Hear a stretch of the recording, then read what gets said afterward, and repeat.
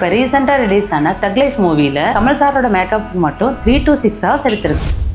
இவர் இந்த படத்துல மட்டும் இல்ல, அபூர்வ சகோதரர்கள், இந்தியன் தசாவதார மாதிரியே படத்துல 8 ஹவர்ஸ்க்கு மேல மேக்கப்புக்கு மட்டுமே ஸ்பெண்ட் பண்ணுவாரு. இந்த மாதிரி மேக்கிங்க்கு டைம் எடுக்கிற விஷயம் எல்லாம் சினிமாவுக்கு மட்டும்தான் செட் ஆகும். ஃபுட் பிசினஸ்ல மேக்கிங் எவ்வளவு முக்கியமோ, மேக்கிங் டைம்ங்கிறது ரொம்பவே முக்கியமான ஒண்ணு. நீங்க கமல் சார் மாதிரி ஹவர்ஸ் கணக்குல டிஷ் மேக் பண்ணிட்டு இருந்தீங்கன்னா உங்க கஸ்டமர்ஸ் எல்லாம் ஓடியே போயிடுவாங்க. அதனால எஸ்ஓபிஸ் யூஸ் பண்ணி ஃபுட் மேக்கிங் பண்ணீங்கன்னா இந்த ப்ராப்ளமே இருக்காது. அப்படி அந்த எஸ்ஓபில என்னென்ன இருக்கும்னு கேட்டீங்கன்னா டிஷஸோட standard cooking time and step by step இன்ஸ்ட்ரக்ஷனை டீடைலா கொடுத்துருக்கும்.